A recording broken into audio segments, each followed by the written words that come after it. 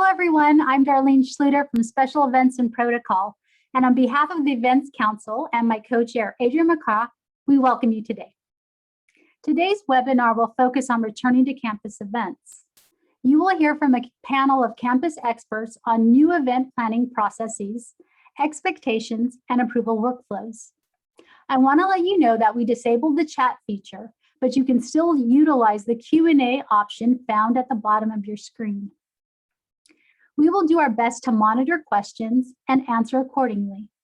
However, we did receive pre-submitted questions.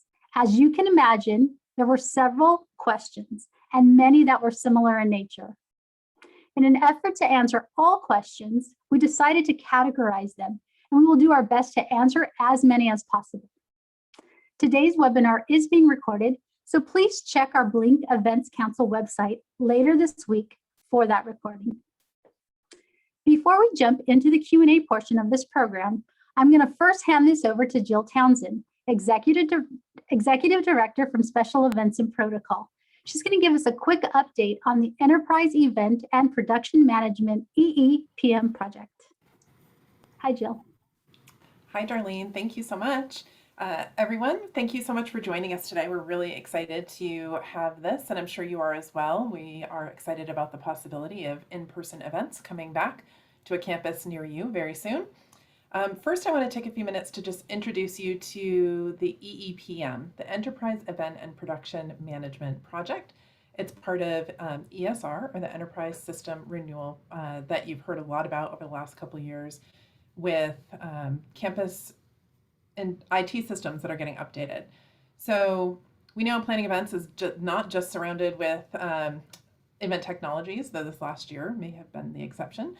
So our goal of this project really is to pull together a lot of the elements that it takes for all of us as event planners on campus to actually make an event happen. And we're gonna hopefully in the end up with a system of systems that will work together to make the event planning process on campus much more streamlined. Right now, there are as many as 20,000 events that happen during a typical year here on campus, and there's over 38 event planning and calendar and event scheduling tools in play, at least those that we're aware of. So the goal is to pull together our favorites of those and look through all of our business policies and practices and come up with some synergies that really hopefully will work for us all. Next slide. Right now, on March 3rd, you'll see here that we successfully launched the first phase of the events and activities intake form. That is available on Blink, and there's a screenshot of it there on the right-hand side with what you can find there. So as events become more prevalent, we'll want you to check that out and go there and use that form to submit your events. There's co-curricular activities for student projects that's special for COVID right now, distribution or item pickup, which might be something that you or your department's considering. Filming on campus, we have all of these online events, and sometimes filming is necessary in advance of that or for the event itself. So there's a special form for that. In-person events, hopefully coming soon, and virtual events. So you'll go ahead and fill out this form. It'll go through a short review process and hopefully end up with your approval, and you can be on your way to having a great and successful event. I'm going to go ahead and turn it back over to Adrienne, and we'll get started with more of your questions about what's coming next in events. Thank you. Thanks, Jill. Thanks for that overview. Hi, everyone. For those who may not know me, my name is Adrienne McCraw. I am the co-chair of the Events Council and Special Events and Protocol. I'm also very excited to hopefully be getting back to in-person events soon. Obviously, things are looking a little different, and things are changing continuously, and we still have a lot of questions. And we understand that these kind of changing guidelines are frustrating and hard to keep on top of. And that's what we're here hopefully to help you with and help you understand kind of what's going on and what these policies and procedures are going to look like either moving forward or now as we know it. We do have a great group of people here that are going to try to help us understand what we can and can't do. to the best of their ability. Like I said, this is ever changing, nothing set in stone. So hopefully, we can answer most of these questions that have come through to the best of our ability. We also have a few folks on the back end that are going to be helping with the Q&A portion. So if you have a question that comes up, go ahead and put it in there. And again, I am probably unstable. Oh, great. I'm going to have a restart. That's great. Hold on just a second here. Let's pause that bad boy. Don't you love that? Technology is wonderful. Okay, so without further ado, I'm going to go ahead and introduce our panelists. To start off, we have Sharon Van Bruggen, who is the Executive Director of University Centers. She is the EEPM Change Lead and Business Process Owner. Hi, Sharon. We also have the illustrious Jill Townsend, Executive Director of Special Events and Protocol. She is the EEPM Change Lead and Business Process Lead. We also have Allison Hong. She is with UC San Diego Emergency Operations Center, or you may know it as EOC, and part of the Return to Campus team. Hi, Allison. And without further ado, we also have Jeff Palmer, who is the Director of Dining, Culinary, and Markets with HDH. Thank you all for being here. All right, so Jill, you shared with us a little bit about the intake form, and we did have a few questions that did come in from our website that were previously submitted. So let's dive a little bit deeper into that. One of the questions that kind of came through multiple times is, what is the estimated processing time for the event intake form to be reviewed? And I can hop in on this one. Thank you, Sharon. We have been using the intake form already. And so thanks to those who have been submitting the form and moving through the process. We encourage you to submit your form about 3 weeks before your event. It may move faster, but if you submit it with 3 weeks, that should be ample time for the form to move through proper approvals and the EOC review. Great. Thank you, Sharon. We also had a few questions about external events. But let's break that down a little bit. Are events off campus allowed, and do they need to be registered on the form? And Adrienne, I'll jump in with that one. Thank you. Thank you. Yes, off-campus events are permitted. They should follow local, state, and CDC guidelines for best practices. And those off-campus events do not need to be registered in the events and activities intake form at this time. That may change, but for right now, you wouldn't need to enter those. Great, thank you. And I think a second part of that is, do events on campus that are hosted by external groups need to be registered via the form? Okay, well, this is an interesting one because right now, external groups aren't doing events on campus with a couple of very specific exceptions. Our aquarium and Scripps Forum have the ability now to start bringing folks in, external folks for events there. And in those cases, those events would need to be registered either by the aquarium or by the forum. So basically the venue host of those external events would need to register those. Great, thank you. Sharon, how do I know who the venue coordinator is when completing my events and activities intake form? There's a special section for that. So how do I know who that is and where to get that information? Yeah, that's a great question.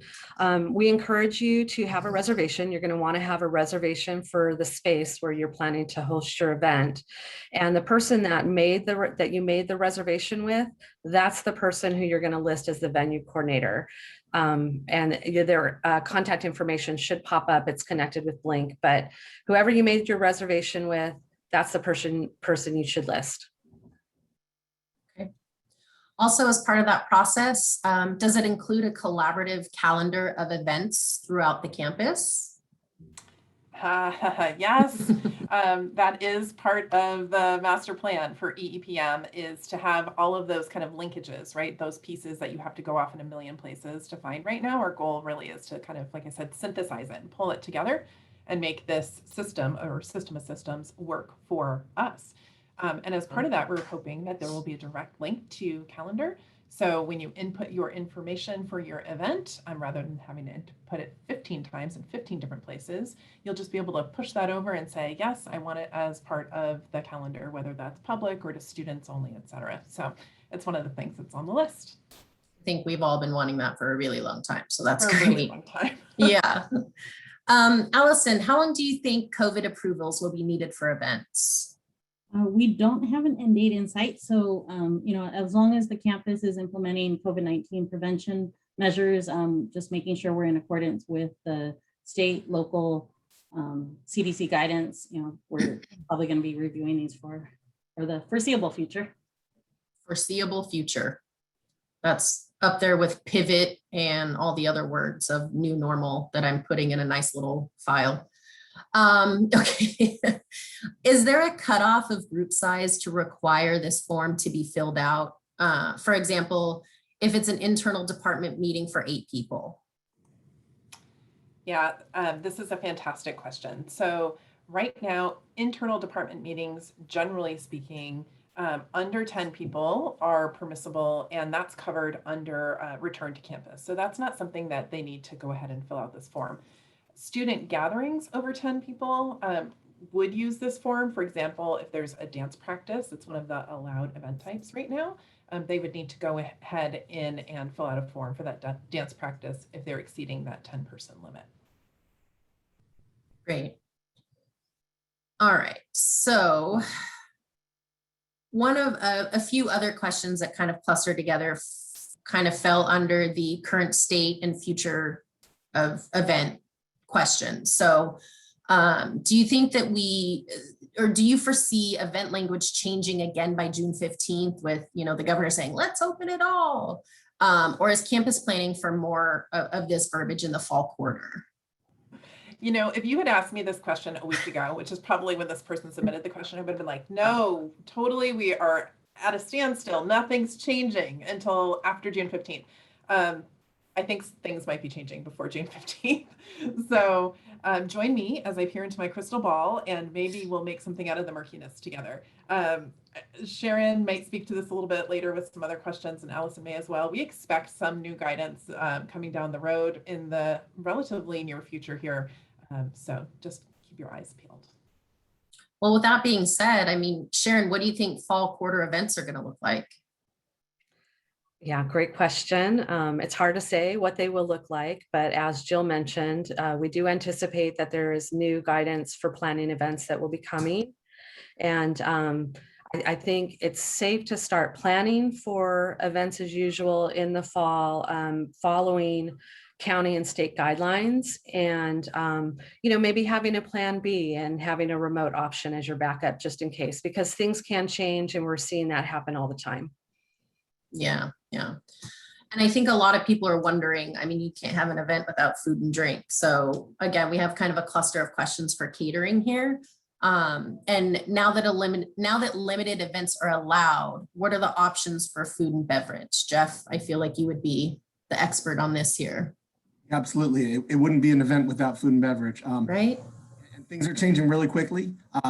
Food may be served provided it's arranged through UC San Diego Catering. Health and safety is our top priority.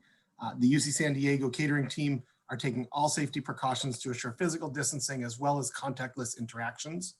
This is why we're currently only serving individually packaged meals, and they must be consumed in designated areas, approved designated areas. Please visit the newly designed UC San Diego catering website. We'll drop the link into the chat right now. You'll be able to see all the wonderful things that they've created that are individually packaged options. So please take a look at that. That's great. At least there's some sort of framework there. Thank you. What about water dispensers it used in meeting locations or events? I can speak to that. Water can still be had at event or the meetings. We would just say in a designated area, and if participants could actually bring their own water bottles or water containers, cups, there should already be hand sanitizing probably in the room. So again, keeping your distance and then putting your mask back up after you're done sipping. Sorry, just trying to look at some of these questions here, and it's not working for me, so we'll move on to these ones. What about self-serve beverage stations? I think that kind of goes to what you were just saying, Allison, but is there something a little bit more linear there, Jeff? Yeah, I can touch base on that a little bit. Currently, all beverage stations at events should either be individual beverages or a station with a server preparing beverages for that guest. And these are some of the protocols that our catering teams are utilizing. Oh, great. Okay, that's helpful. I heard UCSD Catering, as you mentioned, is the preferred vendor when catering on campus events. Can you update us on this new policy? Absolutely. We are getting a lot of questions on this. The University of California is committed to maintaining a strong in-house workforce and supporting living wages and benefits for employees. To reinforce this commitment, the UC Board of Regents approved Regents Policy 5402 in the fall of 2019, which generally prohibits contracting for covered services. Covered services includes food services. Per Regents Policy 5402, all full service catering performed on campus must be performed by UC San Diego Catering. In the event UC San Diego Catering cannot perform the service, receive approval from Labor Relations before hiring an outside catering company to perform these services. For more information, please visit our catering website, excuse me, tongue-tied there.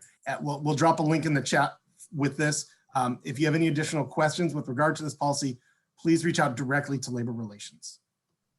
Thanks, Jeff. We had a question come in about food trucks. How does that relate to food trucks if they have individually packaged food or that's, you know, picked up, like food that's picked up by staff or something? Does that include, I mean, they're considered an off-campus vendor, right? At this time, food trucks are not permitted on campus. That doesn't mean you're not going to find one roaming the parking lot. However, at this point, UC San Diego is the only caterer for campus.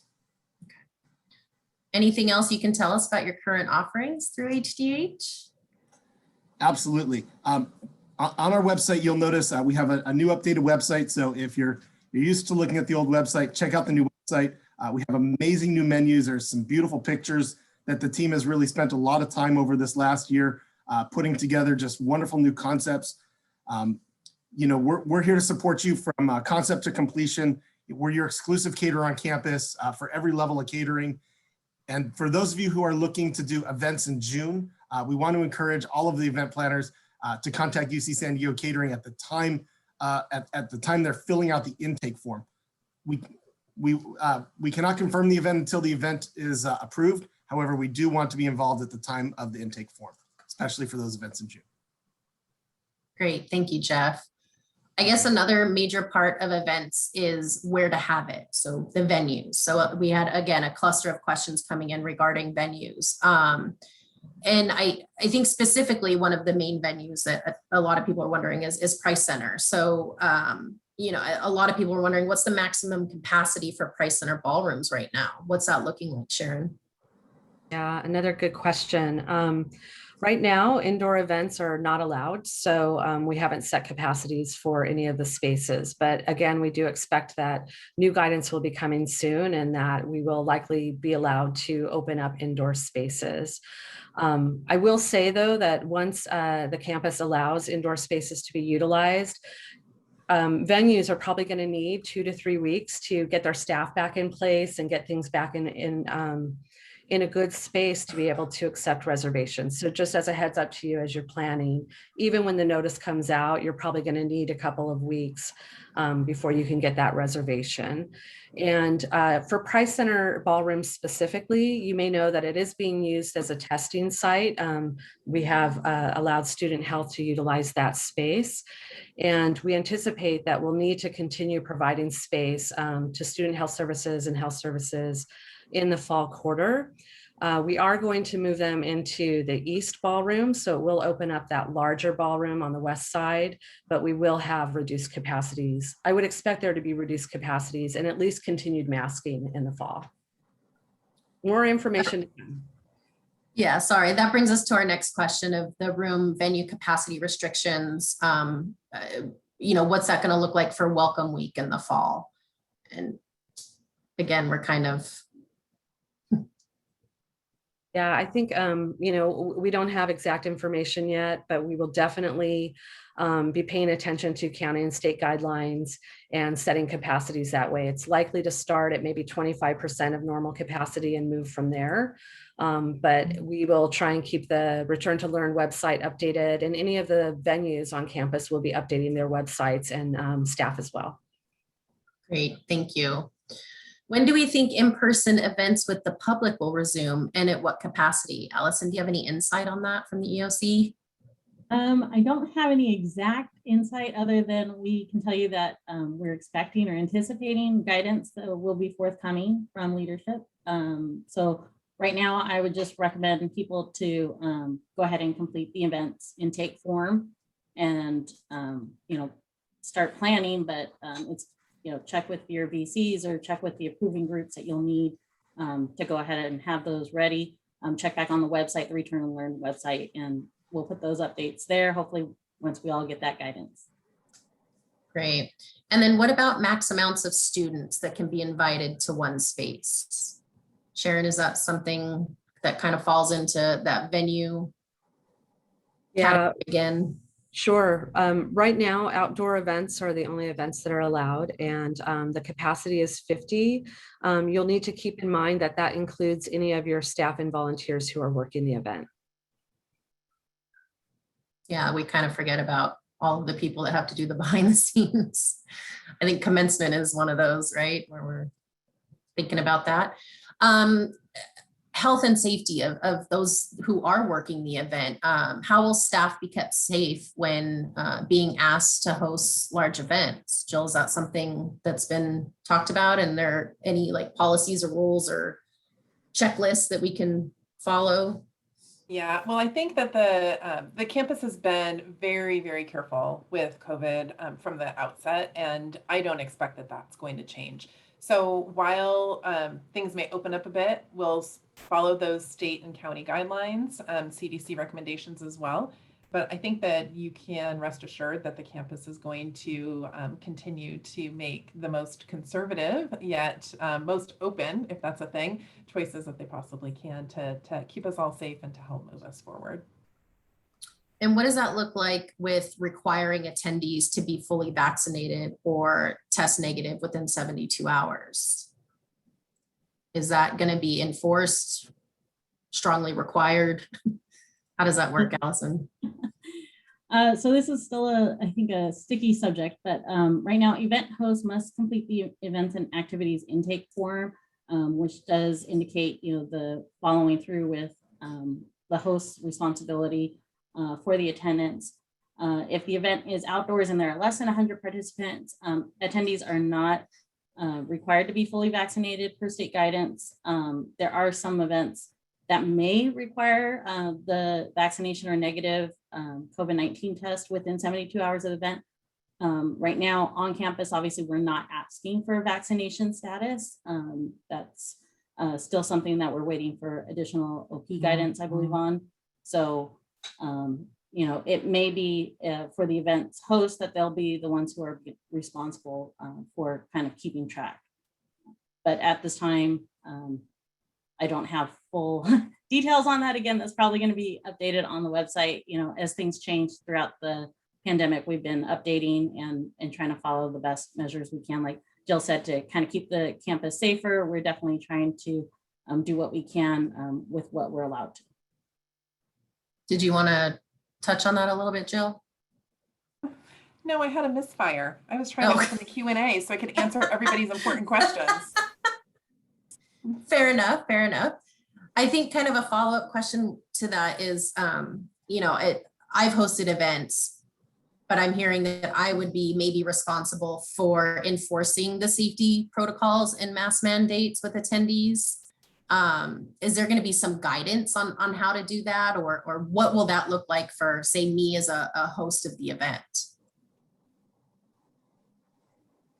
I can jump in a little bit just to share that when you are filling out your event intake form, you'll have to list an on-site contact and that person who will take responsibility for managing those processes at the event, making sure that safety protocols are followed, making sure that guests are continuing to wear the masks. And we encourage you to check the county and state guidelines for events so that when you're filling out that form, you're really taking into consideration all the different ways that you can manage manage your event logistically and manage the guests as well. And then the EOC gets a chance to review that form that you're submitting. And so they'll review that and see that you have complied with all of the guidelines. They may have questions for you, or they may be able to consult in other ways as well. If you ever have a question, you can always reach out ahead of time, but they will go through the process in the intake form.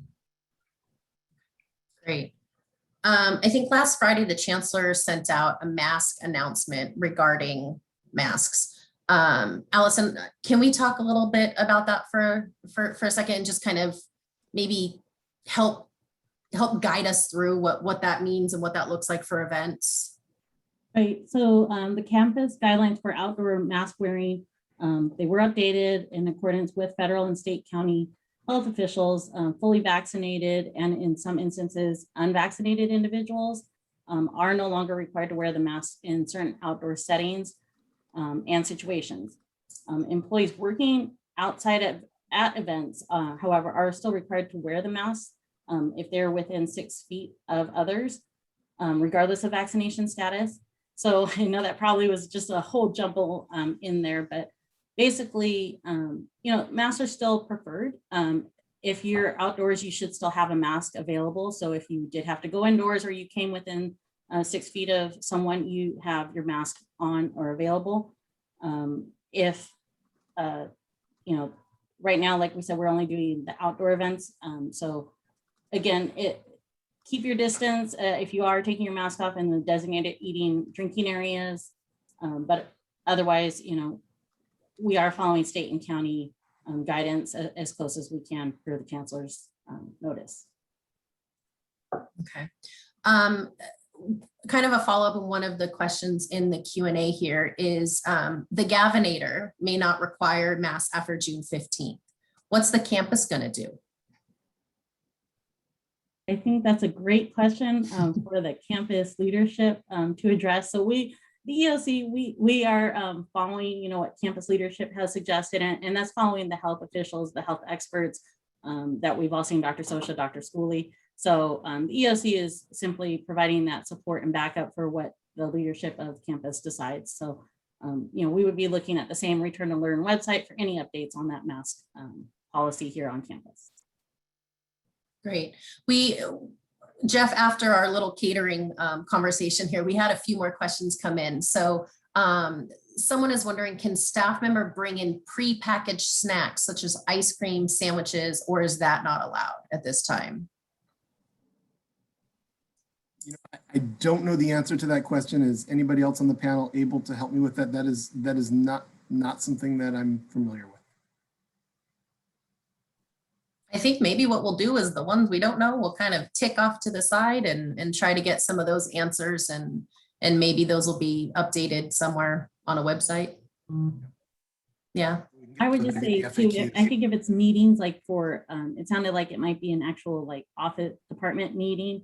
I think we're right now just still saying beverages or for water. So if it's ice cream sandwiches for the group, if it's outside and separated, I don't think that's an event, what we're seeing.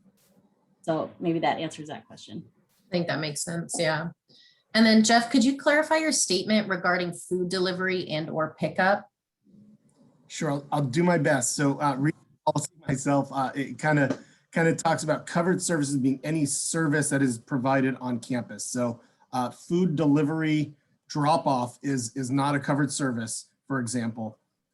If you previously held an event where you picked up food or had it delivered and dropped off, that is not considered covered services. So covered service would be the setup or execution of any event or any of those types of events. So I hope that kind of explains a little bit about the covered service piece. Does for me, so thank you. What about the farmers market? How does the new catering policy affect that? I am not familiar how that will affect. Something I think we'll have to look as we get a little bit closer to starting to activate some of those wonderful programs.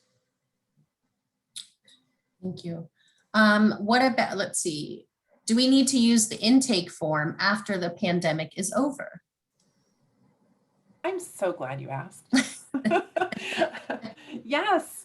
Yes, the answer is yes. That whole big system of systems that I keep talking about, the kind of very first step or stepping stone in that is going to be this intake form or some version of it. So yes, once the pandemic is over, we would love for you to continue using it. We anticipate that it's actually going to step in and take the place of MAP, the major events policy. And that's the one you'll remember so many years ago when you had to fill this out. If you had over 100 people or you were planning to have alcohol in an event, you needed to fill out that form. We're actually hoping that this new events and activities form will take the place of that. So make it a good habit. Just start filling out the form, continue to fill it out as we go on, and you'll see this program grow with us and hopefully do great things for all of us. One-stop shop is our hope, right? Fingers crossed.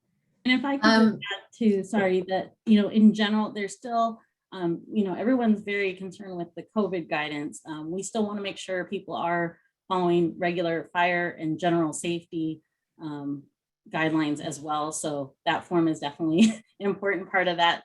Thanks to Jill's group and all who got that all involved in one little package here with Koali.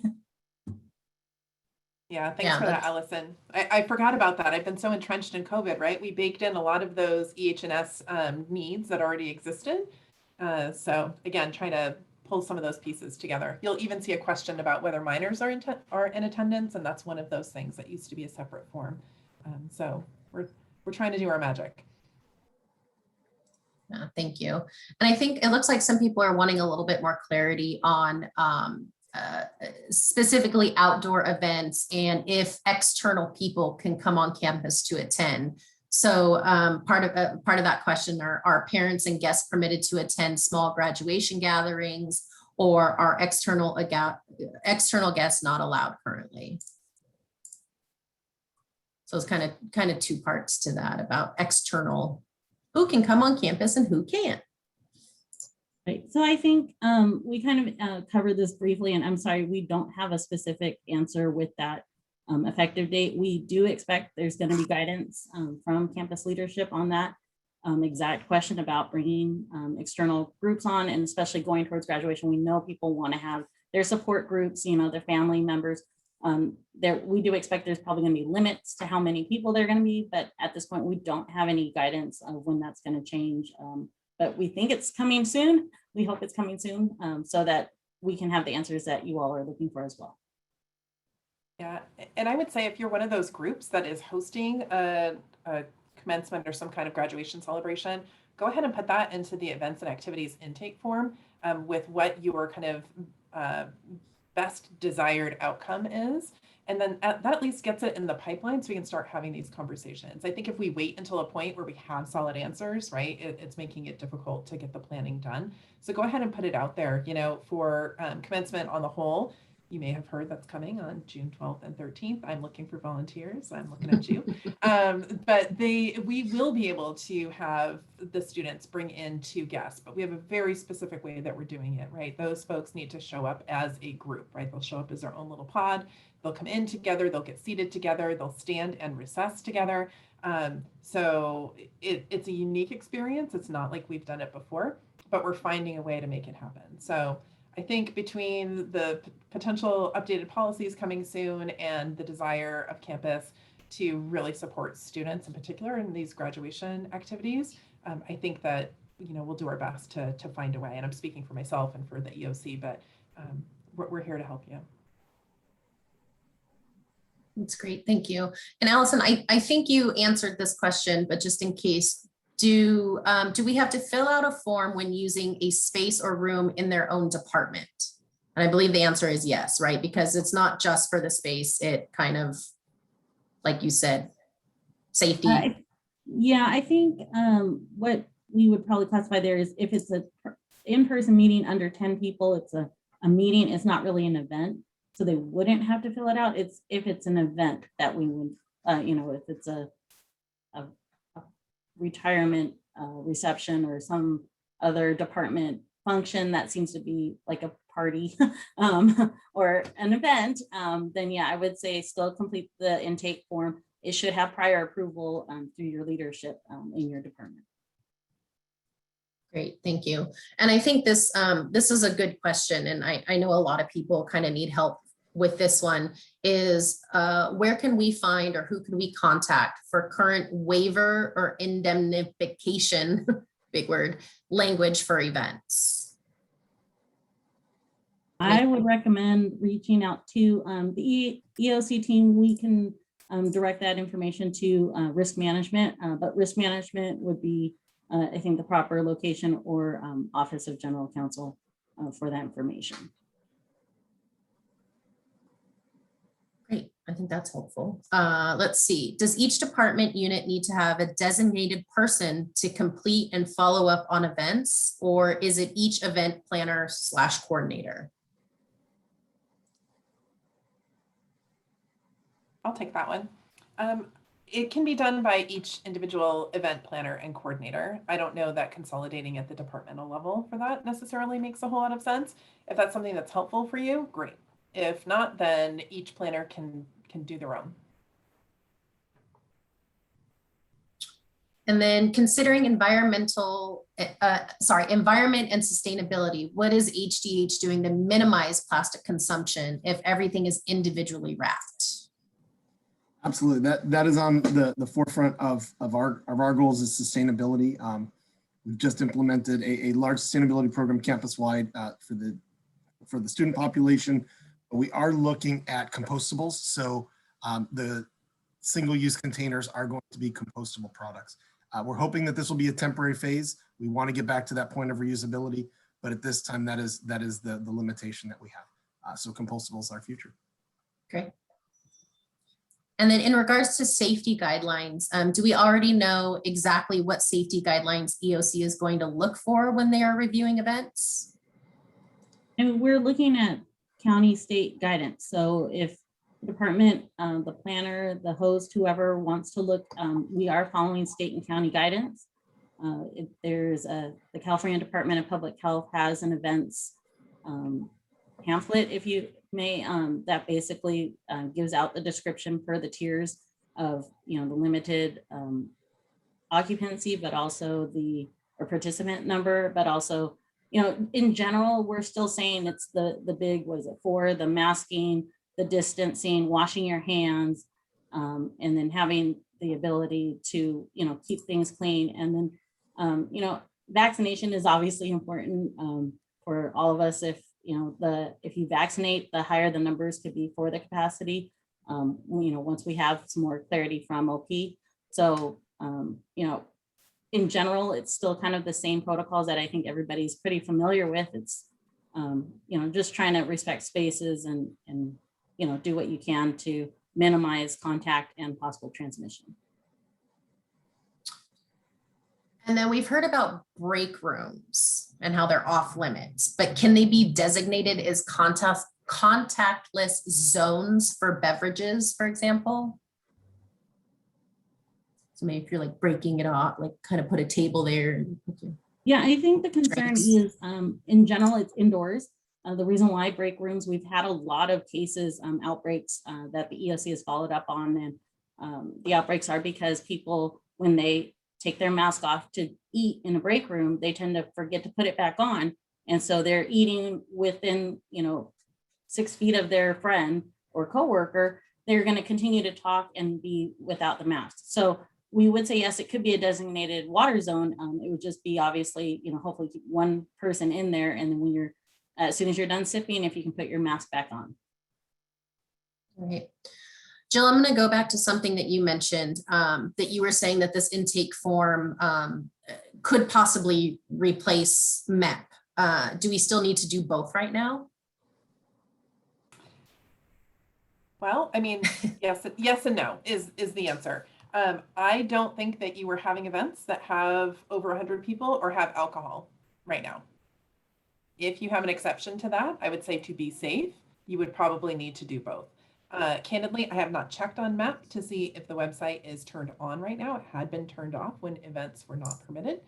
So that's something that we need to check in on.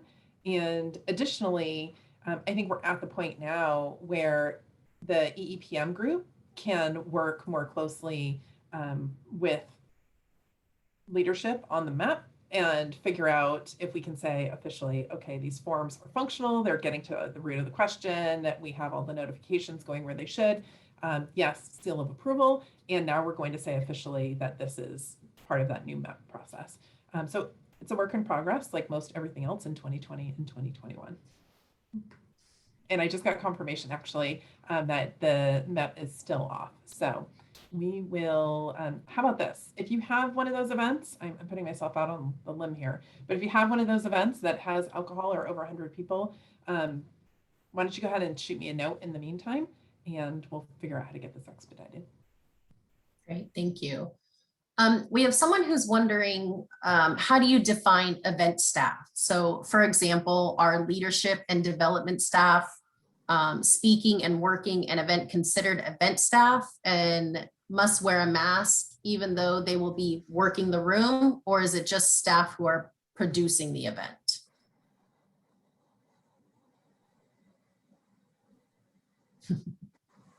I'm going to say one thing and I'm going to hand it over to Allison because I know she's got a lot going on in that brain. I would just say if you're in a room right now, you need to have a mask on, period. Doesn't matter who you are. It doesn't matter, you know, what's on the business card, right? Indoors must mask. So those events outdoors might have a different flavor to them. And now I'm going to pass to Allison. Yeah, I would say the same thing as Jill just said. Indoors, absolutely, you're wearing the mask regardless. So hopefully your designated drink and eat area should already be outside anyways. But again, keep the distance. Yes, I don't think we have clarified exactly on event staff versus the staff hosting. So we aren't there to police you directly. So I would say use your best judgment. If you are in that situation, you are eating and drinking with your mask off, keep your 6 feet distance. If you can, just put your mask back on. You know, I don't think putting your mask on would inhibit you from working the room. Most people are pretty familiar with people wearing masks now. So I think when in doubt, mask is great. And we have a few people that are referring to the Return to Learn email that just came out, specifically about the questions and answers at the end of that. People are concerned that this information and information on that email are conflicting. What do we say to that?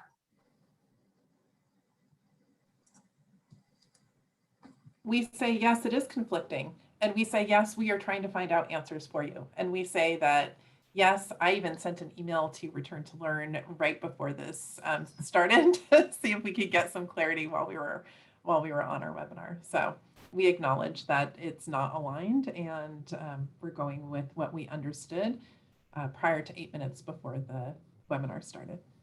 Right. And as I mentioned, this is ever changing, and we're doing our best to answer the questions that we know right now. So we appreciate that, and we know that this is confusing. But again, everyone's doing our best here. So we appreciate the questions coming in, and we hope we're answering at least a few of them for you. And we do have a lot more. So I think we have a little bit more time. So I guess we'll just keep going. This is a good one. For event staff and volunteers, are we supposed to ask to show vaccine cards? I laminated mine, so I will be proud to show it. I might even wear it if I need to. So I am not HR and I'm not employee labor relations, but I would strongly say, no, you're not asking at this point. We are waiting for UCOP guidance on that. That has to do with the vaccination mandate. Right now, it is private information. If somebody's vaccinated and they want to share it with you, I'm sure that's fine, but you can not ask, or we're not encouraging asking. We're strongly not encouraging asking at this point. So pending further guidance, it is not something we're asking people to ask. Will there be ways to rapidly test for COVID during an event if those are not vaccinated, if folks are not vaccinated? I don't have the answer to that.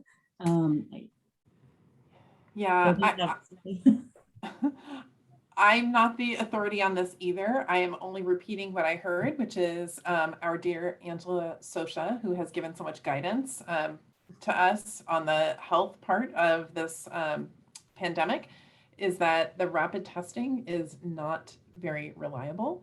So I suspect that the campus as a whole would not be leaning towards that moving forward. And I would just say too, what we're mainly sticking to is the daily symptom screener. So you should be taking the symptom screener before you go to an event. You should have the green thumbs. The symptom screening is required for visitors and or students, staff, faculty. So again, that's really the one quote unquote test in a way. It's the daily symptom screener.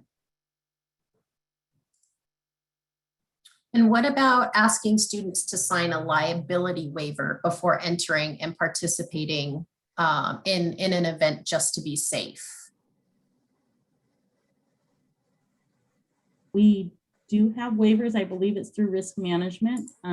So if somebody is submitting an event and they believe waivers are necessary, I encourage you to ask us through the eoc@ucsd.edu email, and we can get it to risk management directly, or you can just send it to ehsrisk@ucsd.edu as the email to find out, because I'm not this direct answer on that one. So I would just strongly encourage you to just reach out and ask us specifically to your event.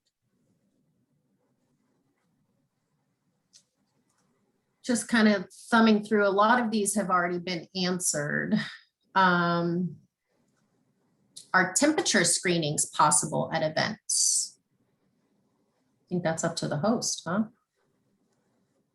At this time, the campus has already, it's literally just the daily symptom screener. You should, if you have a fever, it's, how the person is doing. We don't have temperature screenings in general because it's not proven to be very effective, because you could have all the other symptoms and not have a fever.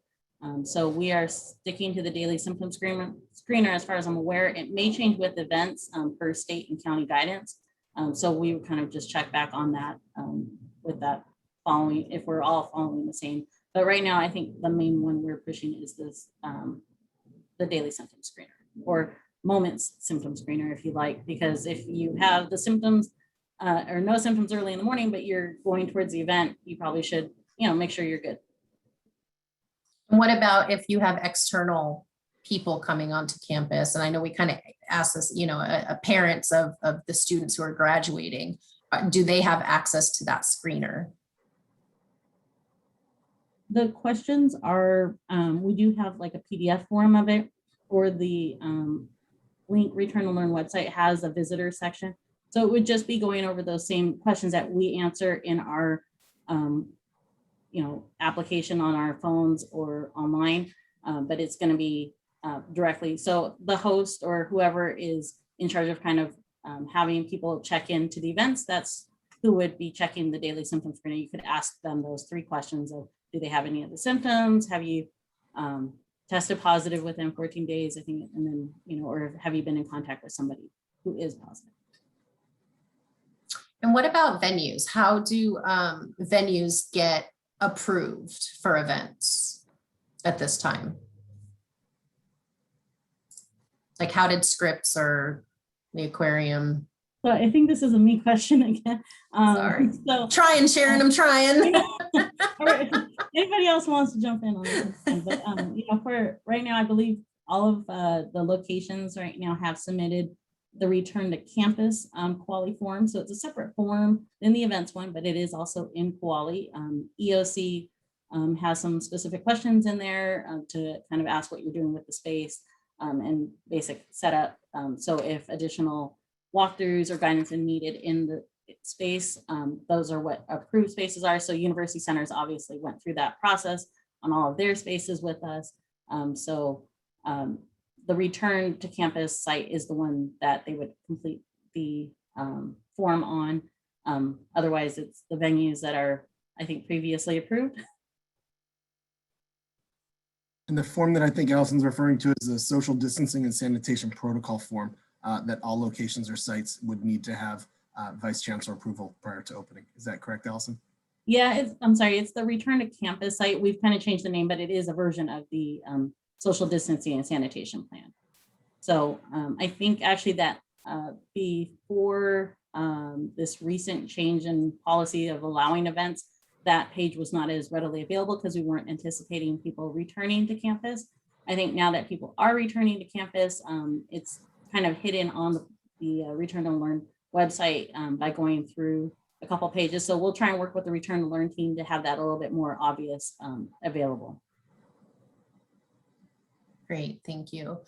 Jeff, what's the future of HDH? Are you going to continue quick drop-off services, even after all of this, or will they only be doing full service? I mean, I assume it would be, the- Absolutely. So HDH has two different entities. We have Dining Delivers as well as the full service catering. So Dining Delivers does do drop off. You will also, if you're on the catering website, you'll see the link to Dining Delivers to check that out. So they do a lot more of the drop off, platters, sandwiches, things along those lines.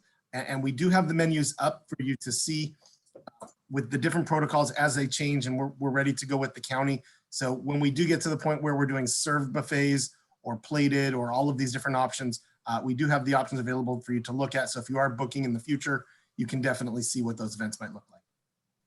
Great. And you just said that we can check you out on the website, or check the menu out on the website, not you. But could you maybe just give some examples of the prepackaged food you're offering? Like, would sandwiches be made by HDH and then individually wrapped?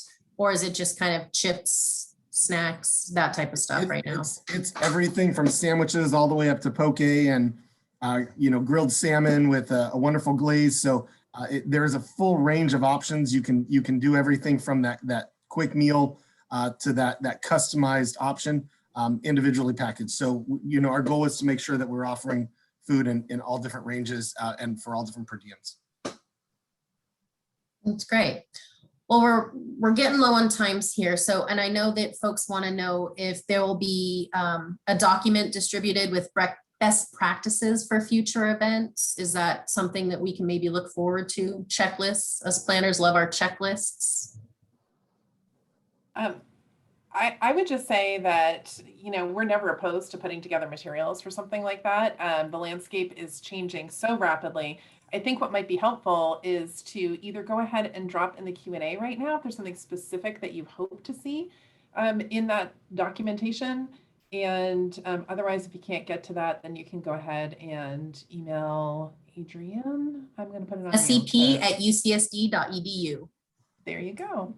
So either one of those, and we'll do our best to pull together some materials that'll be useful for you. And then another question that came through also was if monthly event council meetings will help navigate back to campus events. And I would like to say yes. We definitely will do our best to either get the information out via our listserv. So if you are not registered with us, please go ahead and email scp@ucsd.edu to get registered. We will update our Events Council website as much as possible. And we will do our best once information comes, and if it's relevant and takes up enough time, to go ahead and have those meetings as the information becomes available. So Jill, do you have anything to add with that? No, I think what you said was perfect. Thanks, Adrienne. Sure. And then I guess kind of with that, on top of Events Council, because we get it down the line, is there somewhere that folks can go to kind of just stay on top of the information as it becomes available? We will do our best to share, but if people don't want to wait for me to send out the email, or Michaela actually, Sharon, is there somewhere that they can go? Well, I think it's important to, follow the Return to Learn website. That's where information will get posted. Watch for the Return to Learn emails with the announcements. And then, take a look at the county guidelines and the state guidelines. There's very specific guidelines that you can take a look at. Even as we start to think about best practices, right? That's probably a good place to start. But information is changing all the time. And, thanks for your patience in that, but definitely take a look at the Return to Learn site for the most up-to-date information and the emails. Yeah, and that was the email that we were referring to earlier that came out 8 minutes before this event. Anyone else have anything to share? Maybe some tips for managing event expectations when COVID policies and protocols seem to be changing every week? I mean, again, check the website, but how do we keep our minds straight? Yeah, I think you kind of hit it there, Adrian. It's just, check the website for updates. And yeah, like we said, we all are in the best interest of everyone. We want to keep you updated so we don't have, a ton of questions. If we have the information, we definitely want to share it. So we'll be letting Return to Learn know our thoughts on anything, I think. And obviously we're waiting for updates as well for the guidance. I would say if you have any specific questions, feel free to email EOC, or if you put in the event plan, it will go through the process. So it'll get to the groups that would be looking at that. I do want to just kind of do a quick plug. If it's an off-campus event and it's not going through the quality form, it doesn't exclude it still from like the risk management concerns. So, you would still follow whatever protocols existed pre-COVID. And then also the COVID guidance is still there of, still maintaining those basics of the mask and the spacing. And I know I sound like a broken record, but clean, mask, space. It is a public health issue, right? Yes, it is. Yes. And Well, we can't thank have the you. lowest numbers. Yeah. So we want to keep it that way. Which is pretty amazing. I think UCSD has done a great job at keeping their numbers at bay. I know I feel safe when I go onto campus. So I just wanted to address that if we did not get to your questions specifically in the Q&A, it is because we have already answered it throughout this this webinar. So if you still need a more detailed answer, please email again sep@ucsd.edu, and we'll do our best to direct your questions. I want to thank our panelists, Jill, Sharon, Allison, Jeff. Thank you so much for sharing what you know as of right now. We really appreciate it. Again, I hope we answered as much as we could.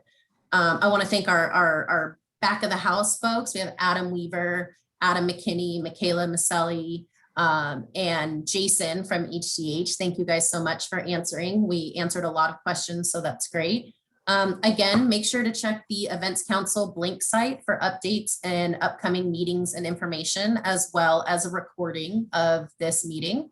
And again, we're going to get there, you guys. We're going to get back to in-person events soon. We're going to have our boots on the ground. We're going to be working those 12-hour days out in the hot sun. So just wait, we're getting there. You can also, if you have questions about the intake form, go ahead and email esrevents@ucsd.edu. Darlene put that in the chat there, so that'll help a little bit more with those questions about the form specifically. So again, everyone, thank you so much. We appreciate you and hope to see you soon. Bye.